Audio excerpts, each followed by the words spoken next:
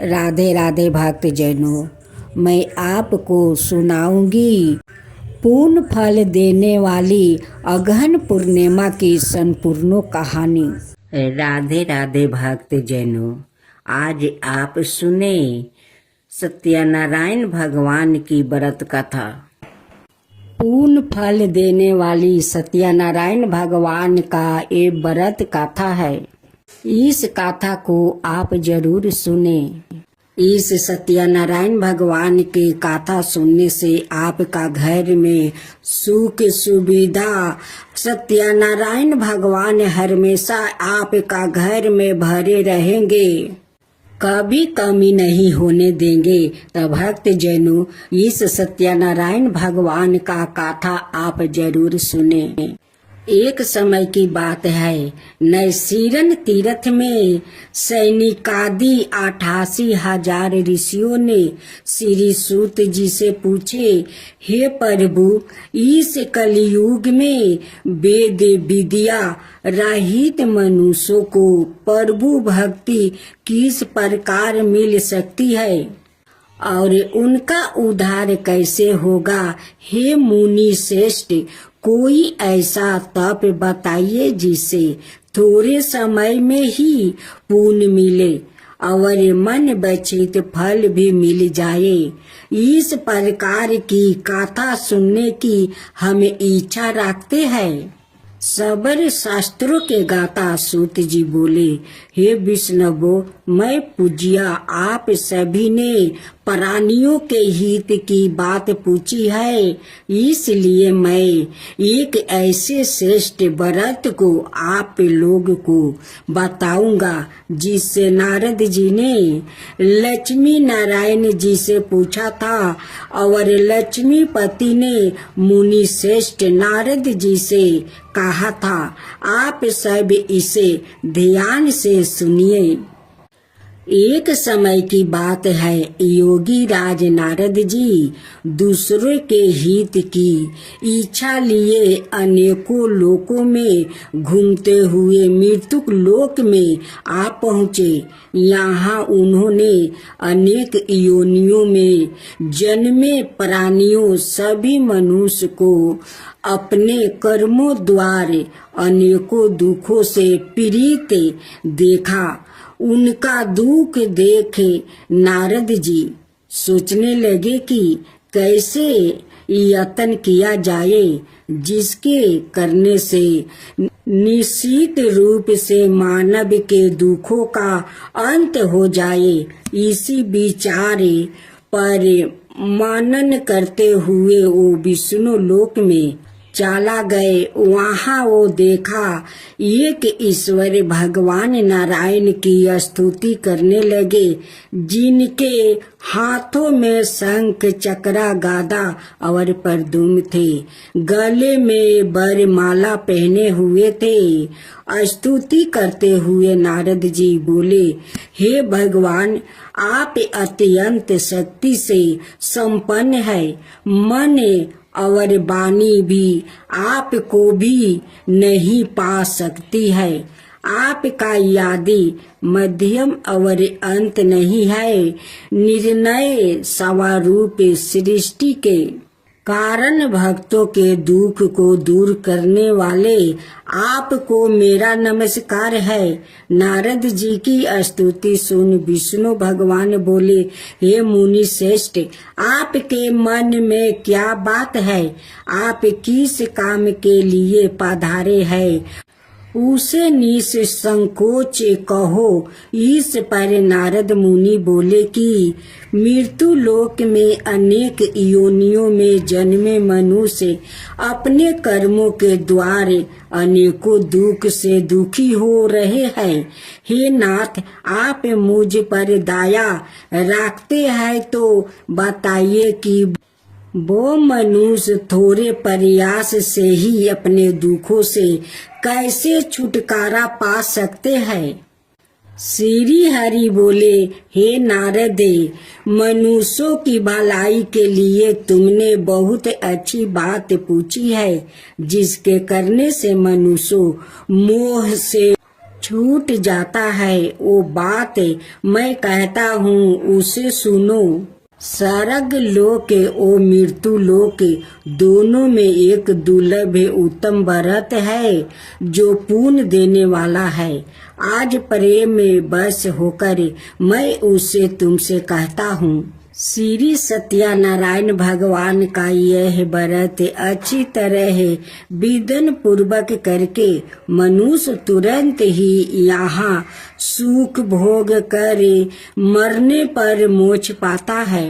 श्री हरि के वचन सुन नारद जी बोले कि उस व्रत का फल क्या है और उसका विधान क्या है, यह व्रत किसने किया है, इस व्रत को किस दिन करना चाहिए, सभी कुछ विस्तार से बताए। नारद जी की बात सुनकर श्री हरि बोले, दुख शोक को दूर करने वाला यह व्रत सभी स्थानों पर विजय दिलाने वाला है। मानव को भक्ति और श्रद्धा के साथ शाम को श्री सत्यनारायण की पूजा धर्म परायण होकर ब्राह्मणों व बंधुओं के साथ करनी चाहिए। भक्ति भाव से ही नैवेद्य केले का फल, घी, दूध और गेहूं का आटा सवाए ले। गेहूं के स्थान पर साठी का आटा, शक्कर और गुड़ लेकर सभी भक्षण योग्य पदार्थों को मिलाकर भगवान का भोग लगाए। ब्राह्मणों सहित बंधु बंधुओं को भी भोजन कराए। उसके बाद सवाए भोजन करे। भजन कीर्तन के साथ भगवान की भक्ति में लीन हो जाए। इस तरह से सत्यनारायण भगवान का यह व्रत करने पर मनुष्य की सारी इच्छाएं निश्चित रूप से पूरी होती है। इस कली काल अर्थात कलियुग में मृत्यु लोक में मोक्ष का यही एक सरल उपाय बताया गया है। श्री सत्यनारायण भगवान की जय। अब दूसरा अध्याय। सूत जी बोले, हे ऋषियों, जिसने पहले समय में इस व्रत को किया था उसका इतिहास कहता हूँ, ध्यान से सुनो। सुंदर काशीपुरी नगरी में एक अत्यंत निर्धन ब्राह्मण रहता था। भूख प्यास से परेशान वो धरती पर घूमता रहता था। ब्राह्मणों से प्रेम करने वाले भगवान ने एक दिन ब्राह्मण का भेष धारण कर उसके पास जाकर पूछा, हे बीरबा, नित दुखी होकर तुम पृथ्वी पर क्यों घूमते हो? दीन ब्राह्मण बोला, मैं निर्धन ब्राह्मण हूँ, भिक्षा के लिए धरती पर घूमता हूँ। हे भगवान, यदि आप इसका कोई उपाय जानते हो तो बताइए। वृद्ध ब्राह्मण कहता है कि सत्यनारायण भगवान मनोवांछित फल देने वाले हैं, इसलिए तुम उनका पूजन करो। इसे करने से मनुष्य सभी दुखों से मुक्त हो जाता है। वृद्ध ब्राह्मण बन कर आया सत्यनारायण भगवान उस निर्धन ब्राह्मण को व्रत का सारा विधान बताकर अंतर्ध्यान हो गया। ब्राह्मण मन ही मन सोचने लगा कि जिस व्रत को वृद्ध ब्राह्मण कहने को कह गया है मैं उसे जरूर करूँगा। यह निश्चित करने के बाद उसे रात में नींद नहीं आई। वो सवेरे उठकर सत्यनारायण भगवान का व्रत का निश्चय कर भिक्षा के लिए चला गया। उस दिन निर्धन ब्राह्मण को भिक्षा में बहुत धन मिला, जिससे उसने बंधु बंधुओं के साथ मिलकर श्री सत्यनारायण भगवान का व्रत संपन्न किया। भगवान सत्यनारायण का व्रत संपन्न करने के बाद वो निर्धन ब्राह्मण सभी दुखों से छूट गया और अनेक प्रकार की संपत्तियों से युक्त हो गया। उसी समय से यह ब्राह्मण हर माहे इस व्रत को करने लगा। इस तरह से सत्यनारायण भगवान के व्रत को जो मनुष्य करेगा वो सभी प्रकार के पापों से छूटकर मोक्ष को प्राप्ति करेगा। जो मनुष्य इस व्रत को करेगा वो भी सभी दुखों से मुक्ति हो जाएगा। सूत जी बोले कि इस तरह से नारद जी से नारायण जी का कहा हुआ। श्री सत्यनारायण व्रत को मैंने तुमसे कहा, हे पीरबा, मैं अब और क्या कहूँ। ऋषि बोले, हे मुनिवर, संसार में उस बीरबा से सुनकर और किस किसने इस व्रत को किया है, हम सब इस बात को सुनना चाहते हैं। इसके लिए हमारे मन में श्रद्धा का भाव है। सूत जी बोले, हे मुनियो, जिस जिसने इस व्रत को किया है वो सब सुनो। एक समय वही बीरबा धन ऐश्वर्य के अनुसार अपने बंधु बंधुओं के साथ इस व्रत को करने को तैयार हुआ है। उसी समय एक लकड़ी बेचने वाला बूढ़ा आदमी आया और लकड़ियां बाहर रख कर अंदर ब्राह्मण के घर में गया। प्यास से दुखी ओ लकड़हारा उनको व्रत करते देख बीरबा को नमस्कार करे पूछने लगा कि आप यह क्या कर रहे हैं और इसे करने से क्या फल मिलेगा, कृपया मुझे भी बताइए। ब्राह्मण ने कहा कि सब मनोकामनाओं को पूरा करने वाला यह सत्यनारायण भगवान का व्रत है। इसकी कृपा से ही मेरे घर में धन धनाए आदि की वृद्धि हुई है। बीरबा से सत्यनारायण व्रत के बारे में जानकर लकड़हारा बहुत प्रसन्न हुआ। चनर मिरित लेकर प्रसाद खाने के बाद वो अपने घर गया।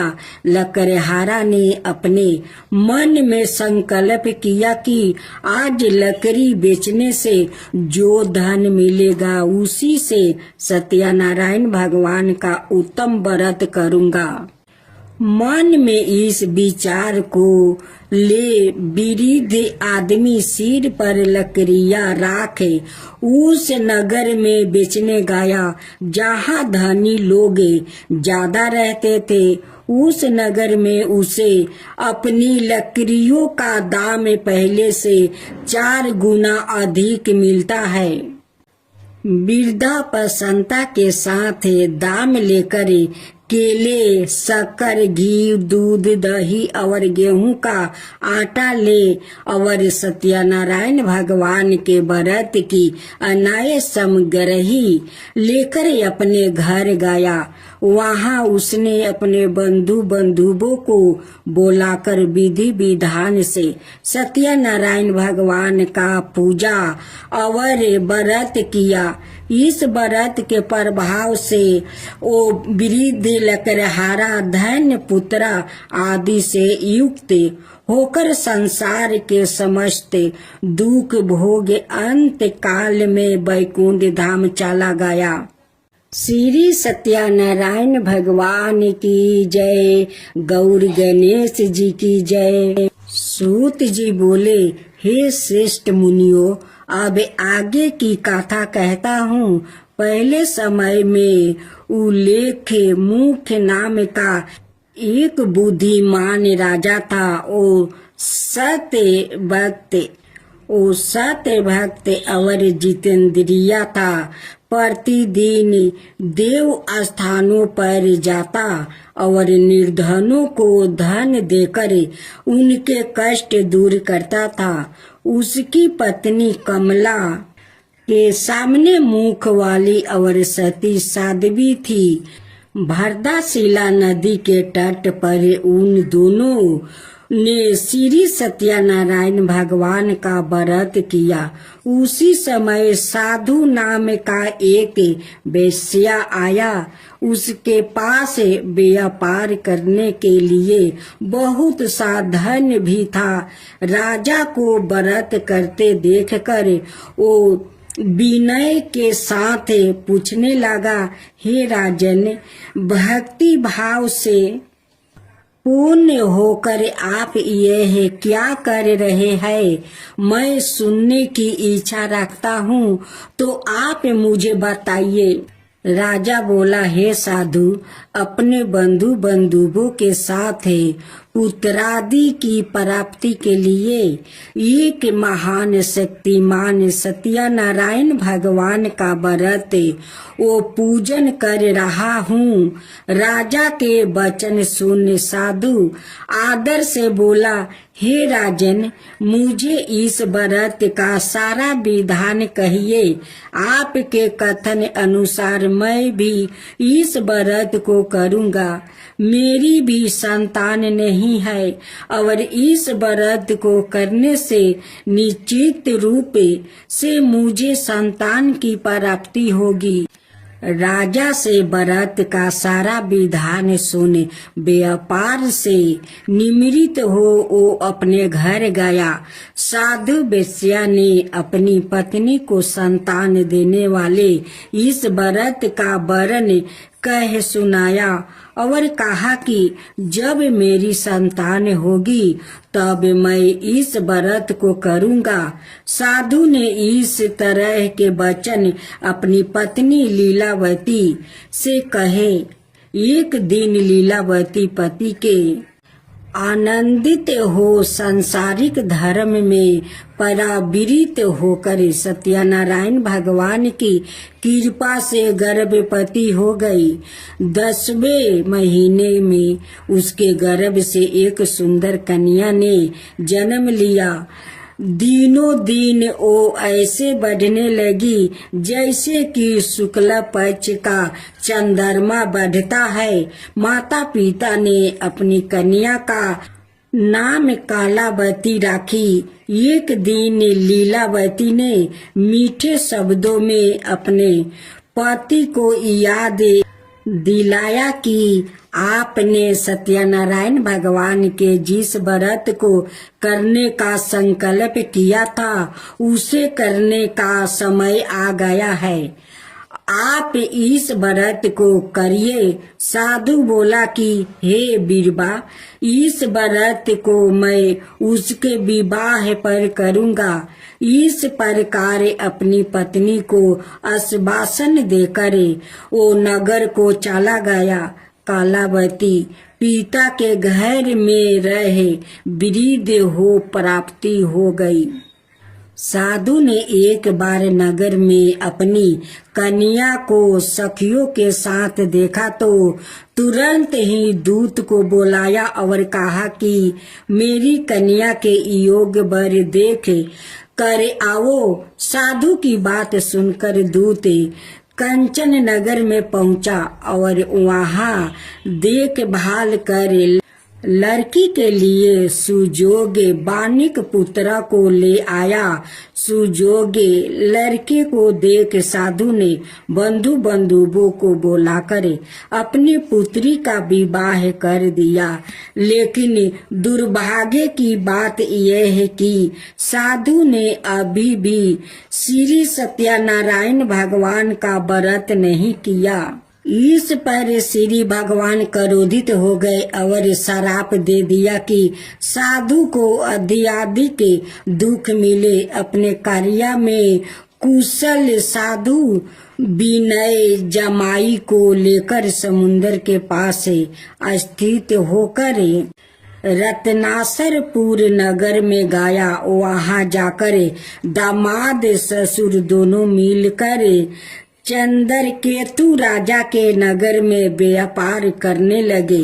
एक दिन भगवान सत्यनारायण की माया से एक चोर राजा का धन चुराकर भाग रहा था। उसने राजा के सिपाहियों को अपनी पीछा करते देखे चोराया हुआ धन वहां रख दिया जहां साधु अपने जमाई के साथ ठहरा हुआ था। राजा के सिपाहियों ने साधु वेश्या के पास राजा का धन पारा देखा तो वो ससुर जमाई दोनों को बांध कर प्रसन्नता से राजा के पास ले गया और कहा कि उन दोनों चोरों हम पकड़ लिया है, आप आगे की कार्रवाई की आज्ञा दे। राजा की आज्ञा से उन दोनों को कठिन कारावास में डाल दिया गया और उनका सारा धन भी उसे छीन लिया गया। श्री सत्यनारायण भगवान के श्राप से साधु की पत्नी भी बहुत दुखी हुई। घर में जो धन रखा था उसे चोर चुरा ले गया। शारीरिक और मानसिक पीड़ा, वो भूख प्यास से अति दुखी हो अन्न की चिंता में कालापति के ब्राह्मण के घर गई। वहां उसने श्री सत्यनारायण भगवान का व्रत होते देखा। फिर कथा भी सुनी। वो प्रसाद ग्रहण कर वो रात को घर वापस आई। माता के कालापति से पूछा कि हे पुत्री, अब तक तुम कहाँ थी? तेरे मन में क्या है? कालावती ने अपनी माता से कहा, हे माता, मैंने एक ब्राह्मण के घर में श्री सत्यनारायण भगवान का व्रत देखा है। कन्या के वचन सुन लीलावती भगवान के पूजन की तैयारी करने लगी। लीलावती ने परिवार बंधुओं सहित सत्यनारायण भगवान का पूजन किया और उसे वर मांगा कि मेरे पति और जमाई शीघ्र घर आ जाए। साथ ही यह भी प्रार्थना की कि हम सब का अपराध क्षमा करे। श्री सत्यनारायण भगवान इस व्रत से संतोष हो गए और राजा चंद्रकेतु को सपने में दर्शन दे कहा कि हे राजन, तुम उन दोनों वेश्या को छोड़ दो और तुमने उनका जो धन लिया है उसे वापस कर दो। अगर ऐसा नहीं किया तो मैं तुम्हारा धन, राज्य, संतान सभी को नष्ट कर दूंगा। राजा को यह सब कहकर वो अंतर्ध्यान हो गए। प्रात काल सभा में राजा ने अपना सपना सुनाया। फिर बोले कि बानिक पुत्रा को कैद से मुक्त कर सभा में ले आओ। दोनों ने आते ही राजा को प्रणाम किया। राजा मीठी वाणी में बोला, हे महानुभावों, भाग्य बसे ऐसे कठिन दुख तुम्हें प्राप्ति हुआ है, लेकिन अब तुम्हें कोई भय नहीं है। ऐसा कह राजा ने उन दोनों को नए वस्तु भूषण भी पहनाया और जितना धन उनका लिया था उसे दोगुना धन वापस कर दिया। दोनों वेश्या अपने घर को चल दिया। श्री सत्यनारायण भगवान की जय। गौरी गणेश की जय। अपनी यात्रा आरंभ किया और अपने नगर की ओर चल दिया। उनके थोड़ी दूर जाने पर एक दंडी भेषधारी श्री सत्यनारायण ने उनसे पूछा, हे साधु, तेरी नाव में क्या है? अभी बानी मानी के हंसता हुआ बोला, हे डंडी, आप क्यों पूछते हो? क्या धन लेने की इच्छा है? मेरी नाव में तो बेल पत्ते भरे हुए हैं। वेश्या के कठोर वचन सुन भगवान बोले, तुम्हारा वचन सत्य हो। डंडी ऐसे वचन कहे वहां से दूर चला गया। कुछ दूर जाकर समुन्दर के किनारे बैठ गया। डंडी के जाने के बाद साधु वेश्या ने नित्य क्रिया के पश्चात नाव को ऊंची उठाते देख कर अचंबा माना और नाव में बेलपते आदि देख वो मूर्छित हो जमीन पर गिर पड़ा। होश आने पर वो अत्यंत शोक में डूब गया। तब उसका दामाद बोला कि आप शोक ना मनाए, यह डंडी का श्राप है, इसलिए हमें इनकी शरण में जाना चाहिए, तभी हमारी मनकामना पूरी होगी। दामाद की बात सुनकर वो डंडी के पास पहुंचा और अत्यंत भक्ति भाव नमस्कार करके बोला, मैंने आपसे जो जो सत्य वचन कहे थे उनके लिए मुझे क्षमा दे। ऐसा कह कर महान शोकातुर हो रोने लगा।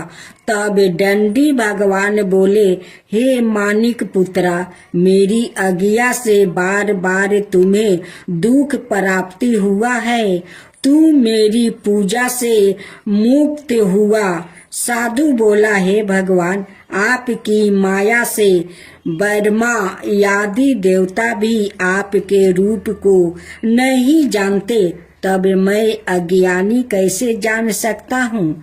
अगर आप प्रसन्न है तो अब मैं समर्थ के अनुसार आपकी पूजा करूँगा। मेरी रक्षा करो और पहले के समान नौका में धन भर दो। साधु वेश्या के भक्ति पूर्वक वचन सुनकर भगवान प्रसन्न हो गए और उसकी इच्छा अनुसार वरदान देकर अंतर्ध्यान हो गए। ससुर जमाई जब नाव पर आया तो नाव धन से भरी हुई थी। फिर वही अपने अन्यायी साथियों के साथ सत्यनारायण भगवान का पूजन कर अपने नगर को चल दिया। जब नगर के नजदीक पहुँचे तो दूत को घर पर खबर करने के लिए भेज दिया। दूत साधु की पत्नी को प्रणाम कर कहता है कि मालिक अपने दामाद सहित नगर के निकट आ गए हैं। दूत की बात सुन साधु की पत्नी लीलावती ने बड़े हर्ष के साथ सत्यनारायण भगवान का पूजन कर अपनी पुत्री कालावती से कहा कि मैं अपने पति के दर्शन को जाती हूँ, तू कार्य पूरा करे, शीघ्र आ जा।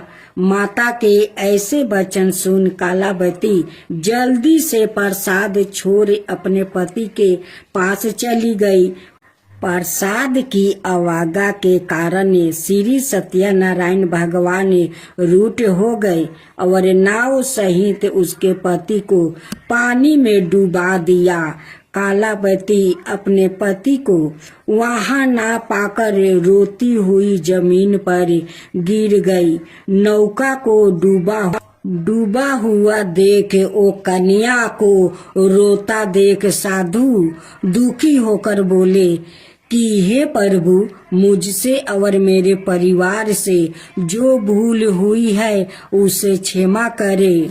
साधु के दीन वचन सुनकर श्री सत्यनारायण भगवान प्रसन्न हो गए और आकाशवाणी हुई, हे साधु, तेरे कन्या मेरे प्रसाद को छोड़कर आई है, इसलिए उसका पति अदृश्य हो गया है।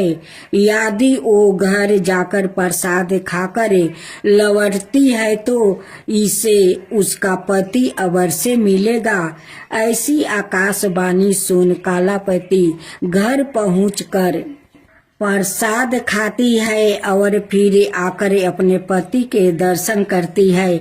उसके बाद साधु अपने बंधु बंधुओं सहित श्री सत्यनारायण भगवान का विधि विधान से पूजा करता है। इस लोक का सुख भोग वो अंत में सरग जाता है। श्री सत्यनारायण भगवान की जय। गौर गणेश जी की जय। सूत जी बोले, हे ऋषियों, मैं और भी एक कथा सुनाता हूँ, उसे भी ध्यान पूर्वक सुनो। प्रजा पालन में लीन तुलिंग ध्वज नाम का एक राजा था। उसने भी भगवान का प्रसाद त्याग कर बहुत ही दुख सहन किया। एक बार वन में जाकर वन पशुओं को मार कर ओ बर के पेड़ के नीचे आया। वहां उसने ग्वालों को भक्ति भाव से अपने बंधुओं सहित सत्यनारायण भगवान का पूजन करते देखा। अभिमान वश राजा ने उन्हें देख कर भी पूजा स्थान में नहीं गया और न ही उसने भगवान को नमस्कार किया। ग्वालों ने राजा को प्रसाद दिया, लेकिन उसने वो प्रसाद नहीं खाया और प्रसाद को वो ही छोड़े वो अपने नगर को चला गया। जब वो नगर में पहुंचा तो वहाँ सब कुछ तहस नहस हुआ पाया। तो वो शीघ्र ही समझ गया कि यह सब भगवान ने ही किया है। वो दोबारा ग्वाले के पास पहुंचा और विधि पूर्वक पूजा करके प्रसाद खाया तो श्री सत्यनारायण भगवान की कृपा से सब कुछ पहले जैसा हो गया। शीघ्र काल तक सुख भोगने के बाद मरणोपरांत उसे स्वर्ग लोक की प्राप्ति हुई। जो मनुष्य परम दुर्लभ इस व्रत को करेगा तो भगवान श्री सत्यनारायण की अनुकंपा से उसे धन धनाई की प्राप्ति होगी। निर्धन धनी हो जाता है और भय मुक्त हो जीवन जीता है। संतानहीन मनुष्य को संतान सुख मिलता है और सारे मनोरथ पूर्ण होने पर मानव अंत काल में वैकुंठ धाम को जाता है। सूत जी बोले, जिन्होंने पहले इस व्रत को किया है अब उनके दूसरे जन्म की कथा कहता हूँ। वृद्ध सातानंद ब्राह्मण ने सुदामा का जन्म लेकर मोक्ष की प्राप्ति की। लकड़हारा ने अगले जन्म में निषाद बनकर मोक्ष प्राप्ति किया। उल्लेख मुख नाम का राजा दशरथ होकर वैकुंठ को गया। साधु नाम के वेश्या ने मोर दरवाजा बनकर अपने पुत्रा को आरे से चीर कर मोक्ष पाया। महाराज तुलंग ध्वज ने स्वाभूप होकर भगवान में भक्ति युक्त हो कर्म कर मोक्ष पाया। श्री सत्यनारायण भगवान की जय। गौर गणेश की जय। ओम जय जगदीश हरे स्वामी जय जगदीश हरे। भक्तों जन के संकट क्षण में दूर करे। ओम जय जगदीश हरे। जो धावे फल पावे दुख विनाश मन का। सुख संपत्ति घर आवे कष्ट मिटे तन का। ओम जय जगदीश हरे। माता पिता तुम मेरे शरण कहूँ मैं किसकी। तुम बिना और न दूजा आस करूँ किसकी। ओम जय जगदीश हरे। तुम परमात्मा तुम अंतर्यामी, पार ब्रह्म परमेश्वर तुम सबके स्वामी। ओम जय जगदीश हरे, तुम करुणा के सागर तुम पालन करता, मैं सेवक तुम स्वामी कृपा करो भक्तो। ओम जय जगदीश हरे, तुम हो ये काया गोचर सबके प्राणपति, किसी विधि मिलु दयामा तुमको मैं कुमति। ओम जय जगदीश हरे, दीन बंधु दुखी हरता तुम रक्षक मेरे, अपने हाथ उठाओ द्वार पार तेरे। ओम जय जगदीश हरे, विषय विकार मिटाओ पाप हरो देवा, श्रद्धा भक्ति बढ़ाओ संतन की सेवा। ओम जय जगदीश हरे, श्री जगदीश जी की आरती जो कोई नरि गावे, कहत शिवानंद स्वामी सुख संपत्ति पावे। ओम जय जगदीश हरे, स्वामी जय जगदीश हरे, स्वामी जय जगदीश हरे।